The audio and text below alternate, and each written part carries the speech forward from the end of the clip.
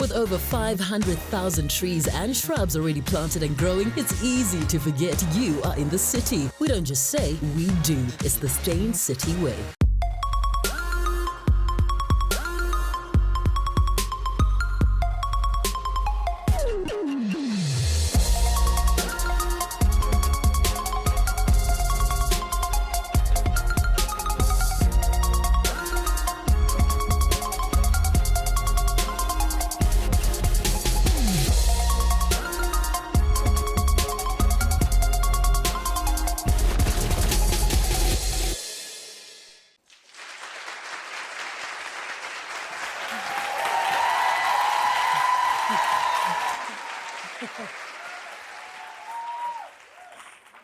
Welcome to it, ladies and gentlemen. This is Real Talk on SABC 3, and we are on board the MSC Sinfonia. SABC 3 had a wonderful idea. I mean, SABC 3 is all about what is your journey, who are you taking with, are you aware that you need to stop and enjoy the journey so that when it's time to self-reflect about your life, you've been present in every single moment. And this is what the episode today is about. Every single guest that will come on board today and have a chat with me for you are people that I've watched, are people that I've absolutely admired, and they're really people that I've wanted to talk about their journey. For two of them, this journey starts as kids. They're like child stars, and one of them made the list, the Forbes list for 30 under 30. Now, Forbes just doesn't put anybody on there, right? So for the next hour, prepare to be inspired. For the next hour, prepare to be questioned. And for the next hour, prepare to grow. Our first guest. So, I mean, my entire life I've known of this person. I always say I can't really think you're great at what you do unless you make me jealous. Sometimes I watch her and I'm just jealous. I'm just like, how is she such a consummate professional? How does she sound like that? We've known her from the kids TV program days. She went on radio. She was the one who took over Fresh's slot when he left YFM. And I remember Fresh saying that there's no better person in the country to take over where I've left than Pabi Moloi!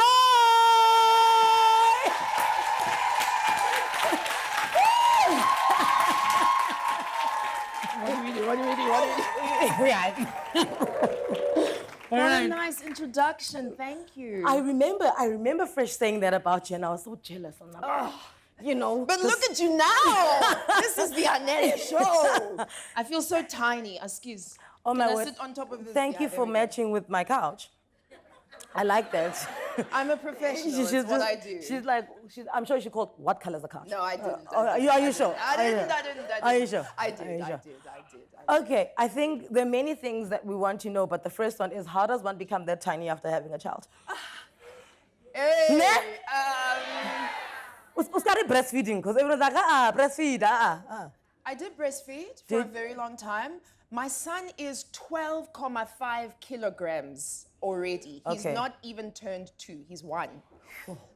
Wabon. Yeah. So he is a really, really big, strong boy, and I play very physically with him. Okay. Because there's no time to go to the gym the way I used to go to the gym. So that is really my answer. I'm quite physical at home, and I watch what I eat, all the boring things. And okay, so do you watch what you eat because you know you are you and you have to look great, or is it also something that you want to do so he can watch you eat well, so that he just inherently becomes that? That's the trick of parenthood that I found, that everything you would like for them, you've got to do for yourself. So self-love is very important for me.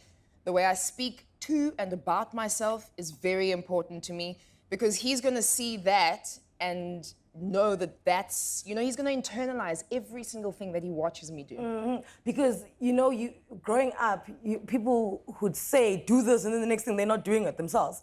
And so for do you... as I say, not as I do. Exactly. It doesn't wash. It doesn't stick. What they see you do is exactly what they're going to do. You also said something fascinating. You said, for me, success is when you are truly happy with yourself. So when was the first time you were truly happy with yourself? Wow. Okay, so it goes in phases. I like it that. Ebbs, it flows, right? As you develop as a woman, there's some parts that you really believe you've got conquered, and others that you're still a bit shaky about.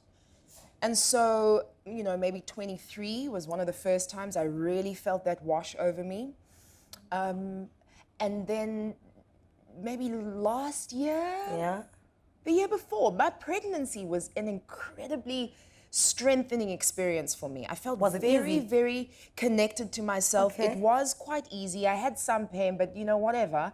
And I found it to be very kind of spiritually aligning because I had this person that I was speaking to and praying for and preparing for. So I was very, very happy with myself and the decisions that I'd made in life up till that point. Yeah. Did you, because a friend of mine, just as I was pregnant, I think I was like 12 weeks pregnant, she said to me, you're going to look back at your photos when you're pregnant and realize you were so beautiful. Yeah. So just realize now that you're beautiful, Listen, right? I was on television on Trending SA throughout my pregnancy. Yeah.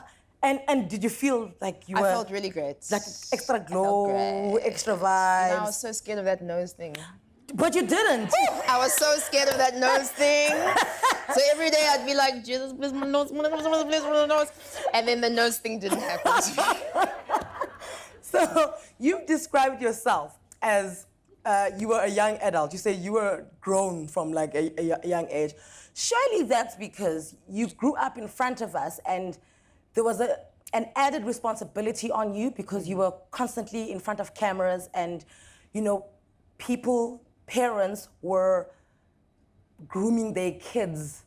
That's looking such a at weird you. thing, grooming their Yes, kids. it's Yes. like, bona baby. You're just like, yeah, mom, like, can I go play outside? Which I don't think you have those luxuries. Okay, first of all, I had a very, very normal family. So if your parents were saying bona baby, my parents were saying bona mamello, bona puselezo, I was very, very normal at home. I was an only child until I was 17.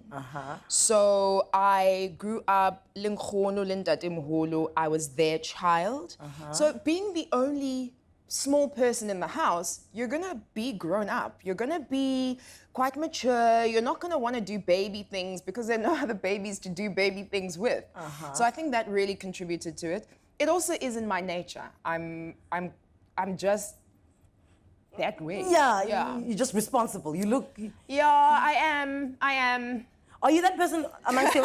No, really. Are you that person in your friends as well, where if your friends are gonna do something naughty, they don't tell you? Yeah. Oh. Yeah. No, but and you're right about the television element as well, because there was that responsibility that even later in my career, that I couldn't go out too late because the next morning I had a live show at 6 o'clock. I couldn't flunk out of school or do badly because... You're being watched. Yes. Yeah. Not only being watched, but for me it was more about the privilege of being on that program as a young person, right? So being on kids' television, they really paid attention to how we did at school. They didn't want us to be delinquent in any way. So I took that responsibility very very, very seriously. Okay, so listen.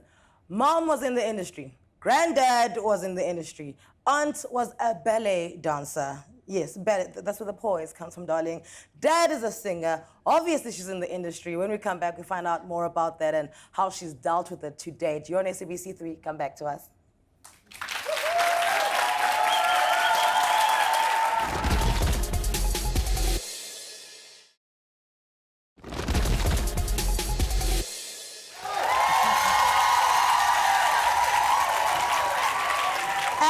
We're back. You're on SABC 3. The stage is yours. We're in conversation with Pabi Moloi. You know you're big when your name and surname sounds like one name. Pabi Moloi. Pabi Moloi. Do you know what I'm saying? Okay. It's just rolls of the tongue. Anele Mdoda. Yeah. Nah. No? I think it is. Nah. I think it is. Nah. No, it's not. She's not the same. It's not the same. I always win. Even when I don't, at least I learn. Yeah. That's something you said. I love that. When do you get to a maturity when you realize that, in the deepest of pains, in the darkest of time, you're learning? In hindsight. I hate hindsight. It's in hindsight, Nah? for sure. Because when you're in the thick of it, you don't see reason. You don't see the light at the end of any tunnel. When you're in the thick of it, you're in it. You know grief? Yeah. When you're in it, you're in it. And so I think what I've learned is that through the dark, where you don't see the light at the end of the tunnel, you need to have put in place things that keep you protected. Do you know what I mean? So that's why your community, your friends, your loved ones, even down to financially, put things in place that keep you protected so that, you get there and you've learned lessons along the way, but you haven't broken yourself either. Oh my word, that is... Do you get that? It's like having a spare wheel. Like you don't wanna hope, no, think about it. You don't want to ever use your spare wheel. It's exactly that. But you want it there in case you ever need to use it. Contingent, protection, padding, it's very important. Okay, so we are on a ship, so obviously there'll be natural sounds. What's happening behind us is obviously the ship making sure we don't become Titanic. Okay. So sorry about the noise, but don't worry about it. Listen to this here, listen to this. So when I was growing up, I was always, no one ever taught it to me, but I felt like it was insinuated that don't worry about your finances, some man's gonna come and he's gonna marry you and you're gonna be all right. Right? You're gonna be all right? You know what I'm saying? And yes, I'm wrong because no one ever told me that, but I just felt like it was the generic thing. But when I be right, just be ready to be wifed. And then after about 24, 25, it's when I started taking my finances seriously. Okay. As a child star, when do you have to start taking your finances seriously, considering you've been earning since you were 4? I had great parents. My grandmother opened me a perm laser kiddie bank account. Like, No. Yes. 2 people said yes. And so I'd always bank, I'd always put things away. Yeah. But I think it's similar. About 22, 23, I started really taking it seriously. My financial advisor is this tall, like he's almost 2 meters tall. This boat is really making Yeah, noise, because I'm just like... So this guy's almost 2 meters tall, Jewish guy, and he had me saving at that time 500 Rand a month. And I was working in the same building where you're working now on radio. 500 Rand a month? So I wasn't making 500 Rand a month. You know what I'm saying? Yeah. He had me under saving, basically. And I went through everything that I was earning and saving, and he was so excited to say, at the end of this period, you've got this much interest. And I flipped my lid. I said, you're here to give me advice. You're here to tell me how to make my money grow. And you're letting me get myself into financial trouble. I'm not saving enough. I want you to do this for me. I want you to do this for me. I want you to open this for me. I want you to put this there. And it's worked. How do you monetize creativity? Because at heart, you're a creative. I'm such a creative. Yes, you are. And you're a singer. You actually belong on Broadway stages, the way I see it. Do you guys know that Pabi sings? But like very well. Like not Mona singing, like superstar singing. So how do you monetize that? How do you make sure that you're making money outside of the jobs that you have? Because, you want to look at business side. How do you become a business person when you're a creative? My gosh.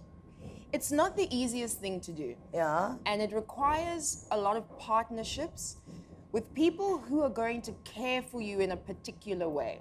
Now, when you're a creative, I'll speak for me. I'm incredibly sensitive. I'm incredibly, I like to be vulnerable. I like to be in that space. Because that's where you find yourself. You can't be that in business. In business, you've got to be strict. You've got to have boundaries. You've got to do things right. Yeah. So I'm only evolving into that journey now. And I'm finding that it's about having the right people who really have your back and really look after you. And also self-love, really having an understanding of what your worth is. Yeah. Because, we can give ourselves away for nothing. And when you have an understanding of what your worth is, you'll never do that.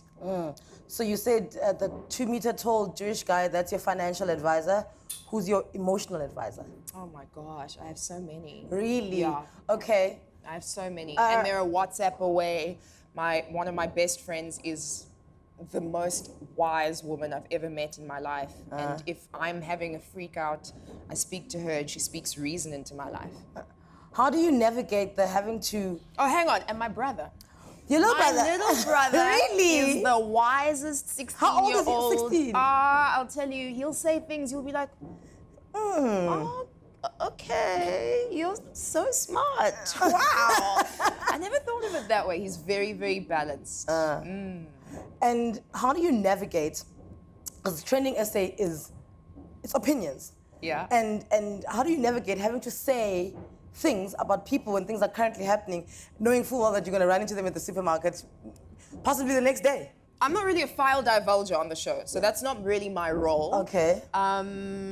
Sure. You don't divulge files, ne? No. But your eyes. Oh, please, you've watched Running SA. You've seen it, ne? Like, someone will say something and she'll be like, I'm like, whoa, Pabi. There, that look, that right there.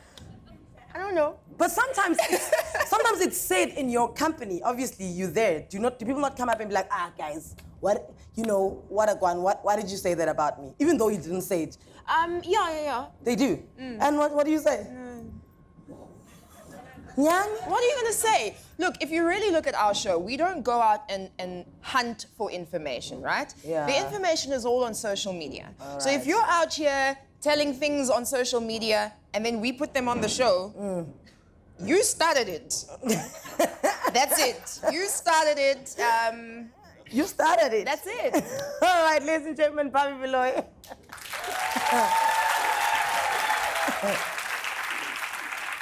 All right, listen, just as a parting shot, Yeah. you know, you're looking so wonderful and you're looking so happy.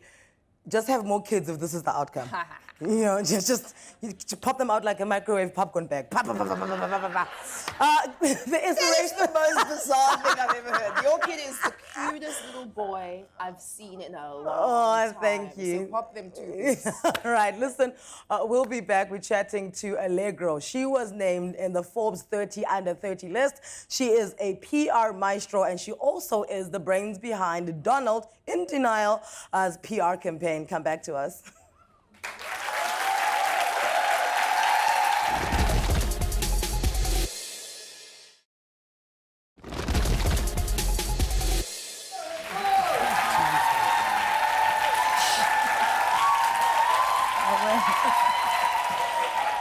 All right, welcome back to Real Talk right here on SABC 3, where the stage is yours. So our next lady says that she has never sent a CV in her life. She was named one of the 30 under 30 African people to watch out for by Forbes. She is a celebrity talent scout. She is a businesswoman. She's an entrepreneur, and she's also a foodie. And she says that if you don't like Asha, she doesn't see why you and her could ever be friends. Ladies and gentlemen, please make all the noise you can for Allegro Dinkwanyane!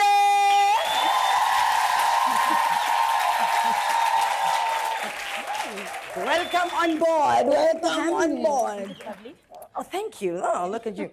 So the lady who's never sent a CV in her life, you gotta love it. I think people always write off this tag Yeah. where everywhere I go now I'm being introduced as the young woman who's never submitted a CV in her life, and it's part of me. I suppose it's a good thing because, I mean, we're moving to an age where your work should speak for itself. You shouldn't have to write it down on a piece of paper. Yeah. Because CVs are also very archaic, okay? Born, bred, I don't look raised, at CVs anymore. hobbies, I collect Tupperware, come on.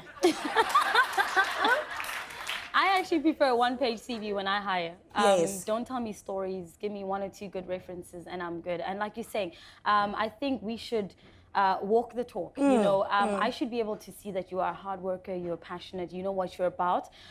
From even just your social media accounts, people don't understand, especially for somebody like me who started her business with a blog.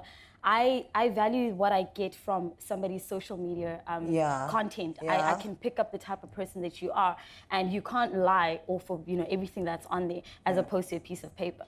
So your media company employs 8 people, right? Well, currently 39. Hi. We double. Come on now. Thank you. What's, because people walk in and people can lie, right? What do you always look for when you see that, okay, you're looking for somebody in your team, and obviously people on your team, yes, they must be an extension of you, but they also have to juxtapose you in a certain way. Definitely. So what are you looking for when somebody's sitting down and it's the first 5 minutes of you chatting to them? I look for somebody that has something to lose. Ooh. And by that, I mean, late last year, I had interviews, and I decided to personally interview our office manager. We were looking for a new office manager, and I sat down with 20 candidates, and the last one got the job because she didn't come there with, I'm qualified and, showed me all her academic achievements, which there's nothing wrong with that. But when she started speaking about, I asked her, why does she want the job? And she said to me, I have 2 kids. I need to finish off my degree. I'm studying on the side. She told me so many things that she has planned for her life. And I knew that this person is not going to mess around because she has a lot to lose. She wants to feed her kids and make herself and her family proud. And that's somebody that's going to live up to, the job. They're going to come in and prove themselves worthy of being there. And also, she had room for, growth. Before I even told about what the rest of the company does in our holding company, she said, well, I also just don't want to be the office manager.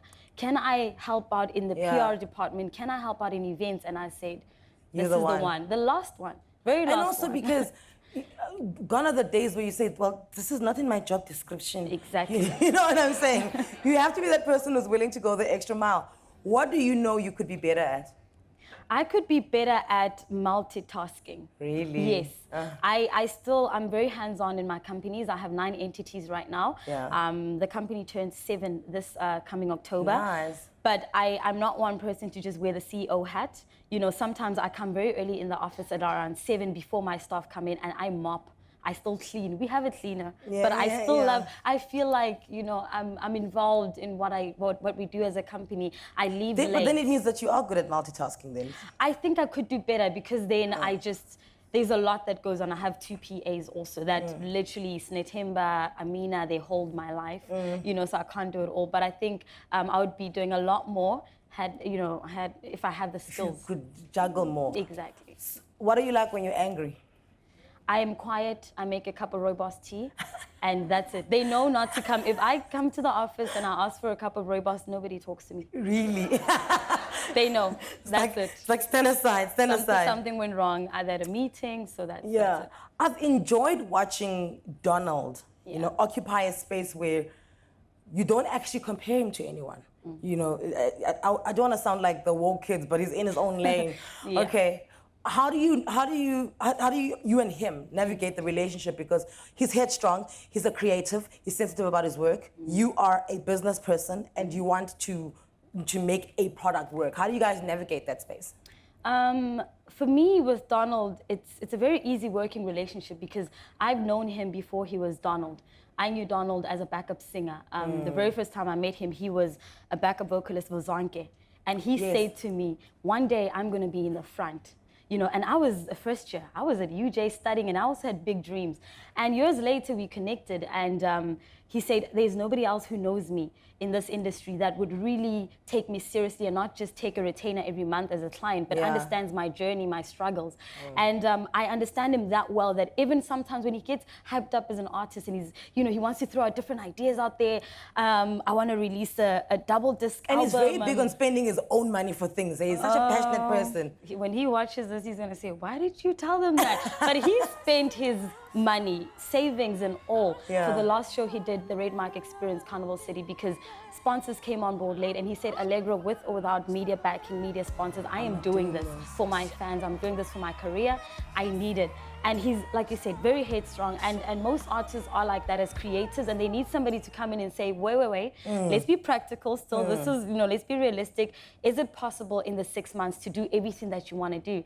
But we talk it through, and we sit down, we strategize, and he always comes to his senses. Sometimes we fight. I also have to stay in my lane as somebody that has experience in what I do and say, I know you're headed down the wrong way. You can be mad at me, but this is not the time. We're not doing it.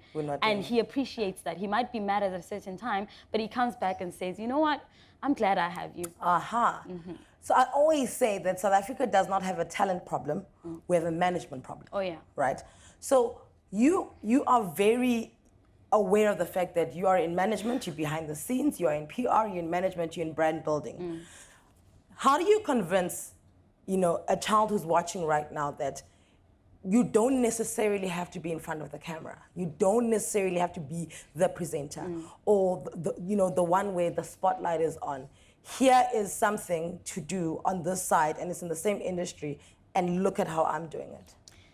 Well, first of all, I think for South Africans right now, I would say the money is behind the scenes. Maybe that's the first way to convince you. The money is definitely behind the scenes, but I'm not one person to do anything, looking at just the money side of things. I do what I do because that's what I love. I knew from the age of 16, this is what I'm going to do.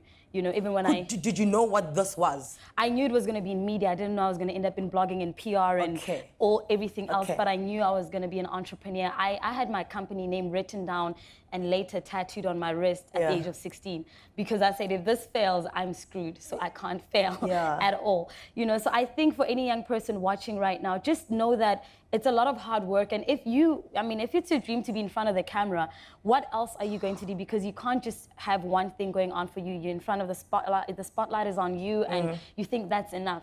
I enjoy, you know, doing the work behind the scenes and seeing our clients shine. And I sit back and I open newspapers and magazines. I'm like, look at us. You know, they're in the forefront, you know. And when later I started my brand, my personal brand as a young entrepreneur, started getting attention, I would tell Snetemba, my PA, that please let's space out the interviews. I don't want to do too much. She would always say, no, but like they want you, they're calling the office, they want to interview you, inspiring. And I'm like, but I don't want to be more famous than my clients. Yeah, I know. I understand that, I mean, I'm in entrepreneurship, but every other day if I'm recording interviews and we're supposed to be doing that for them, you know what I mean? So we had to find a balance, but they also understand my profile and why I'm out there. Listen, thank you for taking this interview. Because you could have said no and then want to send us your clients. Thank you for taking this interview. And really, we cannot wait to see what you do next. Thank you so much. Ladies and gentlemen, Allegro.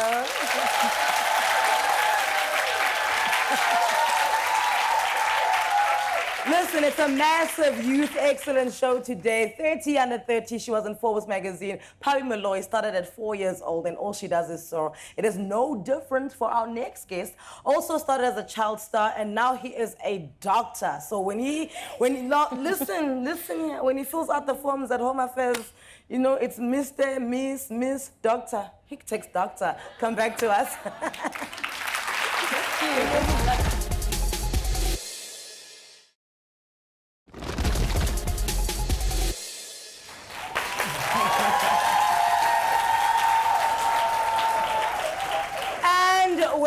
Back. Our next guest was born and raised in the Vaal. His parents still live there. He's 28 years old. He says that he cannot live without his family, without his friends, without the internet, without his phone, and pork ribs.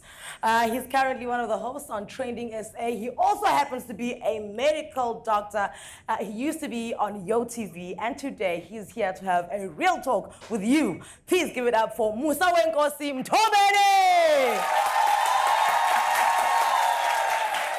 Yes! Thank you. Oh, that's us. You and I have got chemistry, can you see that? You know what I'm saying? Like we're electrifying. Together. Okay, All right. Okay, I don't sing. I don't. Okay, sorry. It's a shocking voice. I don't even sing at funerals, so. Really? That's bad? Yeah, I mean, they did already. Why would I want to kill them again? Maybe they'll come back up, I don't know. Child star, ne? Yes, yes. Is that a label you accept immediately, or is it still like, don't call me that? Can I say that I really don't care, because I was a child and I was termed a star. You put them together as child star. I don't catch feelings about it. How did you balance it though? Because you still want to remain a child, but you are a star.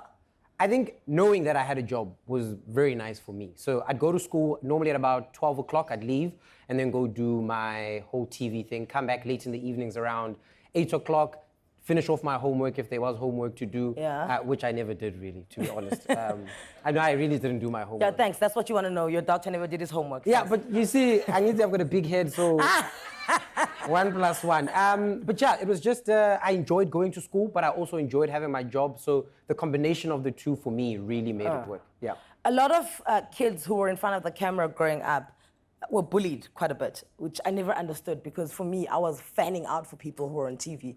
But there's a certain element of bullying that comes with it. Did you ever experience that? Yes. A very short story. I was in grade 8, first week. It doesn't have to be short. This is your time. Oh, okay. So grade 8, first week, there were these grade 10s or whatever it was.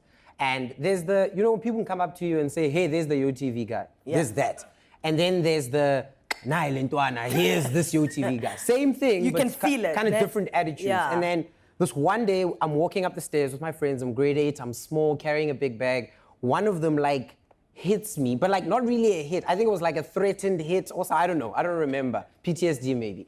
But they hit me, And then naturally I was like, okay, I need to nip this in the bud from day one because otherwise it's going to continue. Yeah. I went to the principal's office and I said, I just got hit by someone. Yeah. Basically, next week, Monday, the 2 people that had hit me walked on stage and had to apologize in front of the whole school. And from that day, no one picked on me or said anything. So that worked out. Okay. Yeah. Okay, so where, thanks. Where does that maturity come from? Because other people, to nip it in the bud, they would have gone to fight back, right? Where does the maturity come from to know that, you know what, if I fight, it's only gonna get bigger, and then he's gonna bring his crew, then I'm gonna bring my crew, and then he's gonna bring his chain, and I'm gonna bring my chains.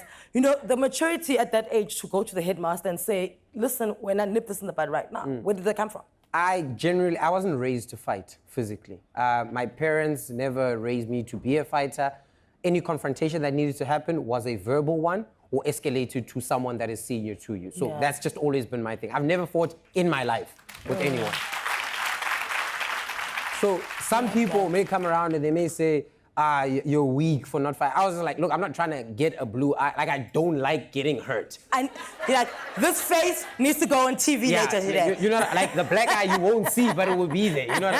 So I just wasn't about it, and all my fights would become verbal, and I'd get very confrontational, come up to you and say, do something. In my heart, I'm going, please don't do it. Please don't do it. And most of the time, it's worked out, and I still continue on that thread to this day. What? You have a director when you're a kid, right? And he tells you, stand here, say this, be happy, be sad. Did that not stunt your growth in terms of now you're an adult and there's no one there directing you how to feel, yet you must carry on with life, but now you're venturing through that by yourself?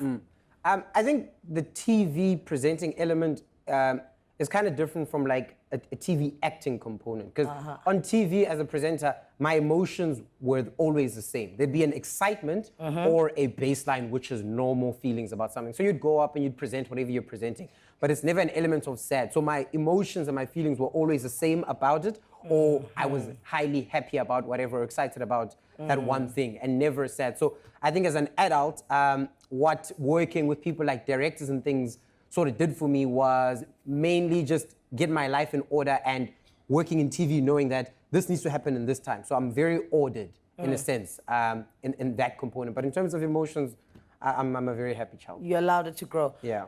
YoTV is like here.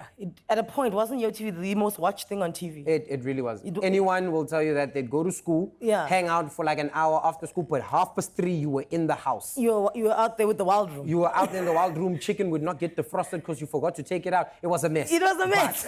But 3:30, you were there in front of the TV. Yeah. So YoTV is here. You are, a celebrity, you're celebrated, everyone knows you. Then you decide to go into radio, and then you start at YFM and you're doing Graveyard, right? Because we know Graveyard is not the most listened to, slot in terms of radio. Does your personality, does your persona, your ego, does that take a knock? Because now you have to start at the bottom. You started at the bottom of TV and you went here, and now you have to go here. But, okay, I love that question. Here's the thing about my journey, because it's different journeys. Yeah, and it's like this. There's the TV one. The TV one was at the bottom as a new presenter, you climb it and you ride the wave with where it was. For me, the radio thing and going to Graveyard wasn't I'm on Graveyard. I wanted Graveyard. For the fact that I wanted to hone my skill in that environment of 3 to 6 in the morning, where I can make the mistakes and get better at what I do, but also it allows me to do everything that I love. So people will always come up to me like, how are you able to be on TV, do med school, do radio, how? And I'm like, that's because I planned my life years before for it to make sense in my near future. So when I was in matric, I was like, cool, I'm gonna do TV, I'm gonna be at varsity first year. I need to come up with something else. And I was like, let me wait and I'll see. So I did it for like a year, and then I was like, okay, second year, I need to be on radio somehow. So I went on to Voice of Wits, which is the Wits radio station. Yeah. And I did that. And I did random shows. I'm talking about 10 to 12 on a Friday night for a varsity student. No one is listening. No one is listening. And I want to be in the streets with my friends. But where was I? I was in studio.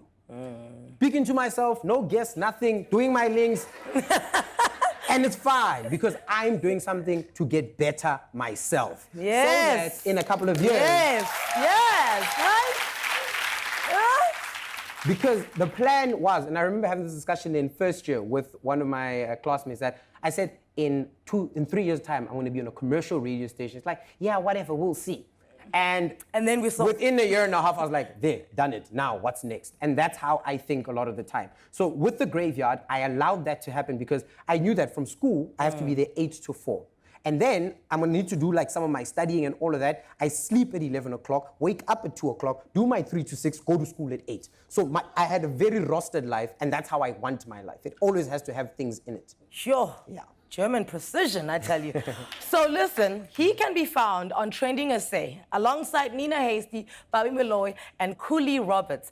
They make SABC3 nights. When we come back, we'll discuss how it was for him to step into shoes where he wasn't originally there. You need to understand, they were a tight-knit cast, and then he came into the being. I want to find out how that transition was for him and what the highlight of that entire experience has been so far. You're on Real Talk, right here on SABC3. We're coming back to you.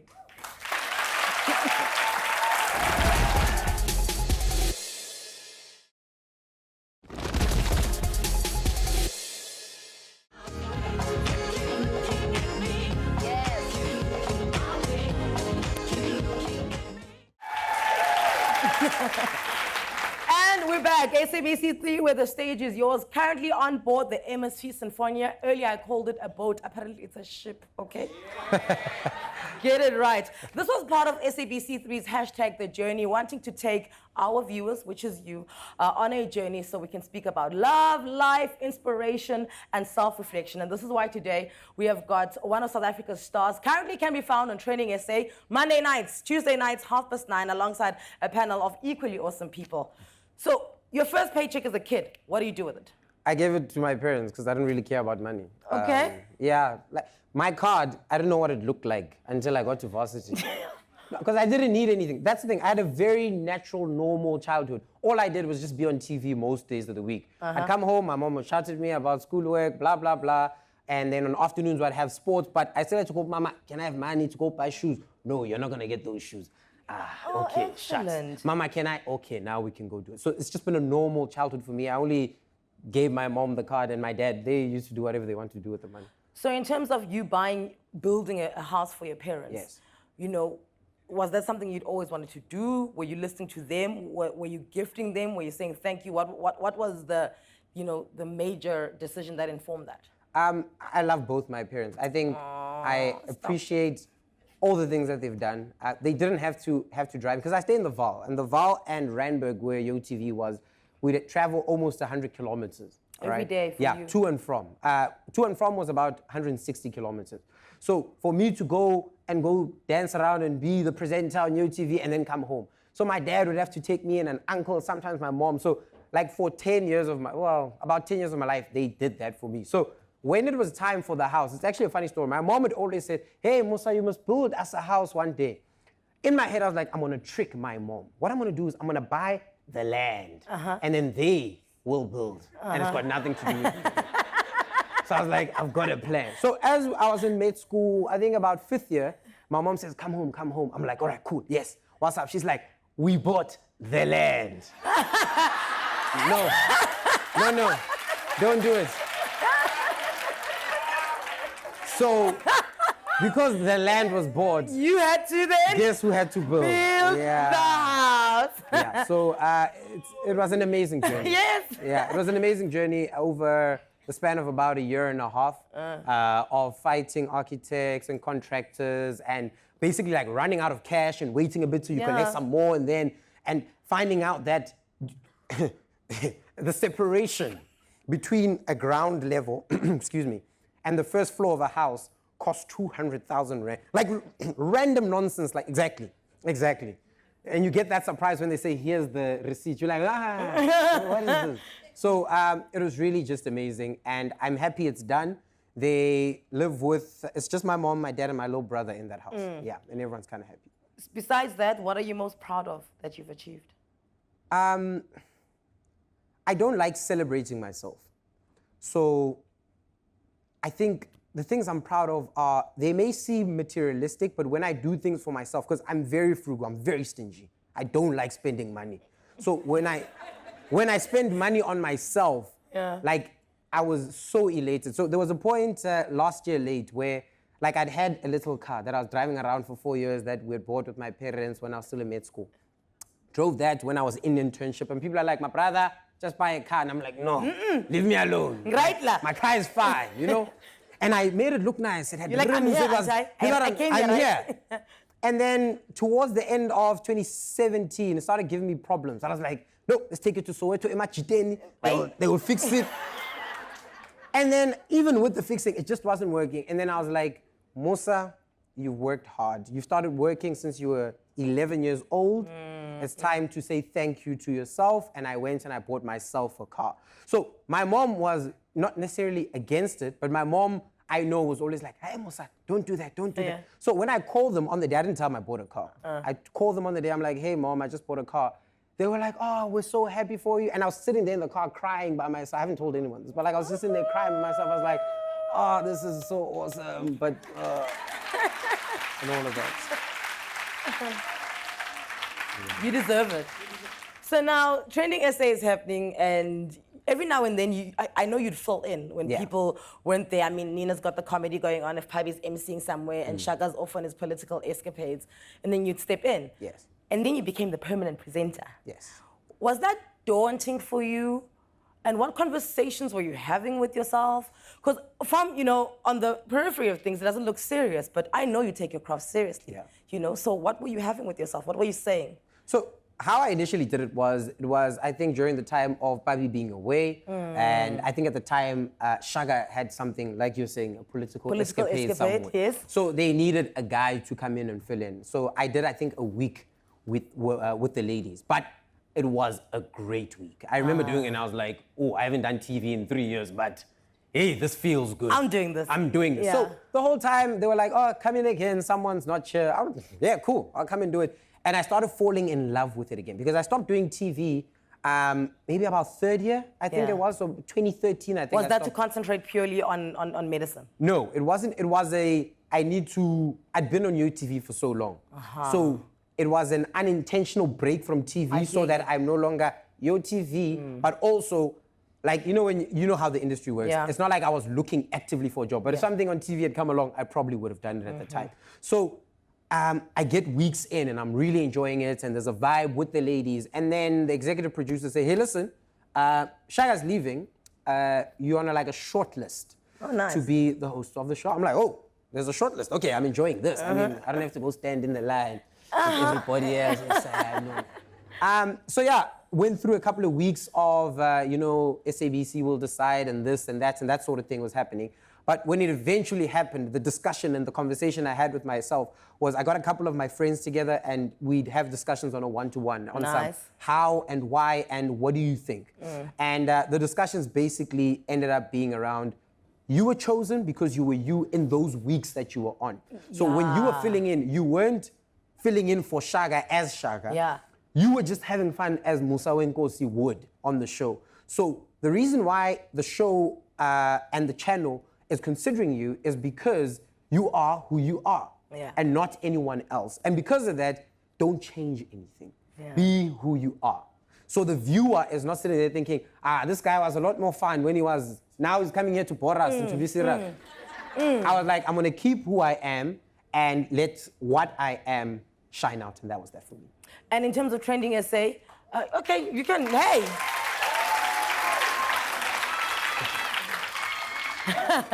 Your Trending SA team are fanning out there in the back. I love you. And in terms of Trending SA, if someone's, you know what they say, and you know this because you were on radio. Every time you get on radio, somebody's listening to you for the first time, so make it great. If I've never heard of Trending SA, why must I come watch it? It's a great wind down to the day. That's what I think Trending SA is. I think with with social media, it's very youth orientated.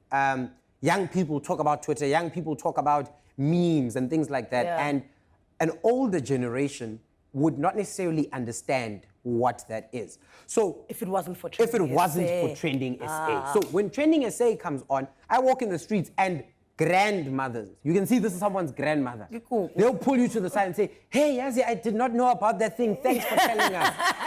So it's not only just like informing the young people and telling them about what they might have missed during the day on social media or over the weekend, but it's also bringing the older people and the young people together on common things that they can have conversations that are vast about. Like we always have this joke that there are WhatsApp, there's parents WhatsApp and like young people WhatsApp. And parent WhatsApp is those, you know, those funny videos that they send, those very weird ones where you're like, and the prayers and the, you know, there's that. Take care of yourselves. Yeah. But I think Trending is able to bridge that gap so nicely because some days it is parents WhatsApp type things and it's a lot of fun. But some days it's also young people things, which also brings in an element which is totally fantastic. So I really enjoy that space. I enjoy working there, and it's really just been a great experience. Musa, thank you so much. Please Thank you, continue Anele. with who you are. Thank you. You are absolutely wonderful, wonderful. Trending SA is on SABC 3 on Monday nights at 9:30 as well as on Tuesday. And the best part of it is anything that happened on the weekend, be it in newspapers, in the streets, on TV, you can find the melting pot of that information being discussed by Musa Mthombeni, Kuli Roberts, Pabi Moloi, as well as Nina Hasty. Make sure you catch it on SABC 3 where the stage is yours. My name is Anele from the team and the audience.